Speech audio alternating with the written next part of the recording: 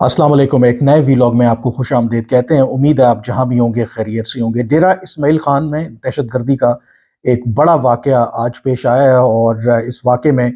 कम से कम 23 जो पाकिस्तानी फ़ौजी हैं वो इसमें शहीद हुए हैं। ISPR के मुताबिक 6 दहशतगर्दों ने हमला किया वहाँ पर जो सिक्योरिटी फोर्सेस का एक मरकज़ था, और ISPR के मुताबिक 2 के दहशतगर्दों को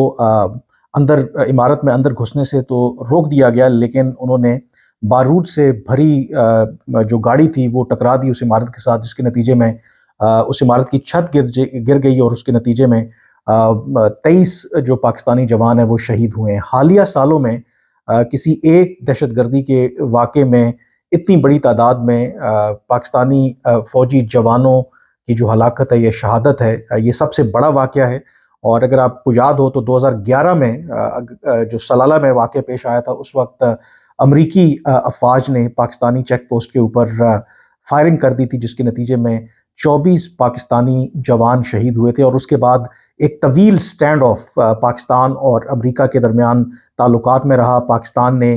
जो नेटो की सप्लाई थी वो तक बंद कर दी, और उस वक्त तक पाकिस्तान ने दोबारा नेटो की सप्लाई बहाल नहीं की जब तक अमेरिका ने इस हवाले से अफसोस का इजहार नहीं किया और इस हवाले से बाकायदा माफ़ी नहीं मांगी। इस वाक़े का मैंने इसलिए ये ज़िक्र किया जो सलाला वाला है,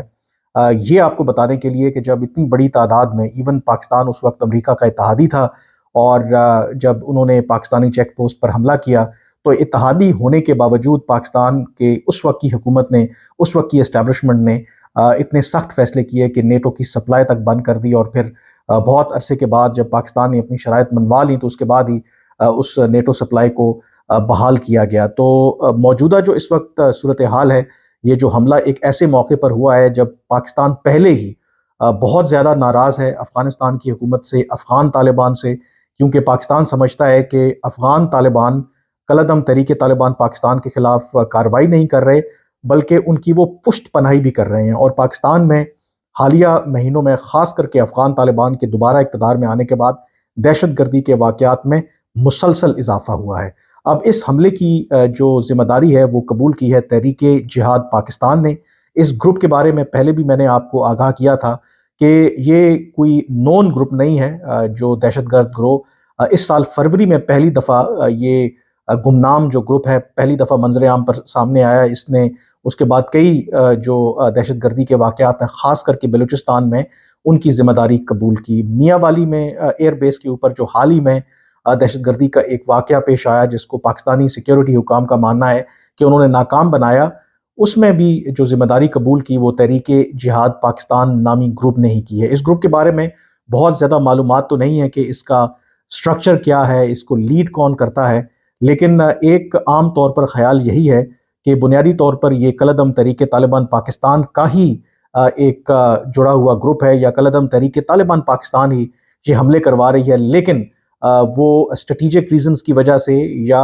अपना नाम उनका ना आए उसकी वजह से एट टाइम्स ऐसे जो गुमनाम ग्रोह हैं या ग्रुप हैं उनका नाम वो इस्तेमाल करते हैं। और पाकिस्तानी हुकाम का भी यही मानना है कि इसके पीछे कलअदम तहरीके तालिबान पाकिस्तान जो है उसका हाथ है। अब जो सबसे इम्पोर्टेंट बात है, अगर आपको याद हो तो मैं अफ़गानिस्तान और कलअदम TTP के हवाले से मुसलसल आपको अपडेट कर रहा हूँ, और जो पाकिस्तान में हालिया दहशतगर्दी के जो वाक़यात हुए तो पाकिस्तान ने क्लियरली एक वार्निंग दी थी अफ़गान तालिबान की हुकूमत को, और वाज़े तौर पर उनको ये कहा था कि अगर दहशतगर्दी के ये वाक़यात बंद ना हुए और मज़ीद अगर कोई दहशतगर्दी का बड़ा वाक़या हुआ तो उसके अफ़गान तालिबान की हुकूमत और अफ़गानिस्तान को संगीन नताइज भुगतना होंगे। अब ये जो वाक़या हुआ है दहशतगर्दी का बड़ा, और वो भी एक ऐसे मौके के ऊपर जब army chief general Asim Munir अमरीका के दौरे पर हैं, इसकी टाइमिंग भी सिग्निफिकेंट है, तो यकीनी तौर पर इसको जो पाकिस्तान है वो बिल्कुल लाइट नहीं लेगा। और जैसे मैंने पहले भी जिक्र किया था कि पाकिस्तान ने एक वाज़े पैगाम अफ़गान तालिबान की हुकूमत को दिया था कि अगर मज़ीद इस तरह के दहशतगर्दी के वाक़यात होंगे जिनके ताने बाने सरहद पार से और सरहद पार में जो दहशतगर्दी के ठिकाने हैं उनसे मिलेंगे, तो फिर यकीनी तौर पर पाकिस्तान रिटेलिएट करेगा। अब ये जो इतना बड़ा वाक़या हुआ है, और गिवन द फैक्ट कि जब पाकिस्तान ने 2011 में सलाला वाला वाक़या हुआ तो अमेरिका के ख़िलाफ़ भी सख्त इक़दामात किए थे। यहाँ पर तो वैसे ही अफ़गानिस्तान के साथ पाकिस्तान के ताल्लुकात ख़राब हैं, تو جو میری اپنی سینس ہے، جو ایک سگنلز مل رہے ہیں کہ اس واقعے کے بعد پاکستان افغانستان کے خلاف کوئی بڑی کارروائی کر سکتا ہے۔ کئی عرصے سے اس کے اوپر بات ہو رہی ہے کہ پاکستان کے پاس کیا آپشن ہے۔ ایک آپشن آف کورس کہ Pakistan cross border air strikes کر سکتا ہے، اور اس واقعے کے بعد یقینی طور پر ایک بات طے ہے کہ پاکستان کی طرف سے ڈیفینیٹلی کوئی نہ کوئی ایکشن جو ہے وہ ضرور لیا جائے گا، اور کیونکہ اس کو پاکستان بالکل بھی ایزی جانے نہیں دے گا، جس سے جو تعلقات ہیں دونوں ملکوں کے درمیان افغان طالبان کے ساتھ مزید ڈیٹیریٹ ہونے کا خطرہ ہے۔ تو امکان اس بات کا یہی ہے کہ آرمی چیف تو ابھی امریکہ میں، جب امریکہ کے دورے سے واپس آئیں گے تو یقینی طور پر اس حوالے سے کوئی بڑا فیصلہ لیا جائے گا، اور لگتا یہی ہے کہ جو حالات جس طرف بڑھ رہے ہیں کہ پاکستان جو بزنس ایز یوزول ہے وہ تو نہیں چل سکتا، کہ آپ کئی دفعہ پاکستان افغان طالبان کی حکومت کو اس حوالے سے وارن کر چکا ہے کہ آپ جو دہشت گردی کے واقعات ہو رہے ہیں، اور خاص کر کے جو ٹی ٹی پی کے ٹھکانے ہیں ان کو ختم کرنا ہوگا، لیکن اس کے باوجود مسلسل پاکستان میں دہشت گردی کے واقعات میں اضافہ ہو رہا ہے۔ اور یہ جو آج کا ڈی آئی خان کا واقعہ ہے، یقینی طور پر ایک ڈیفائننگ مومنٹ ہو سکتا ہے،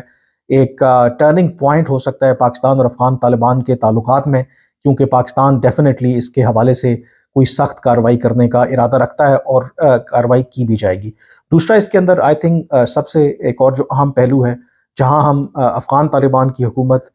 ٹی ٹی پی یا سرحد پار جو ان کے ٹھکانے ہیں ان پر الزام عائد کرتے ہیں،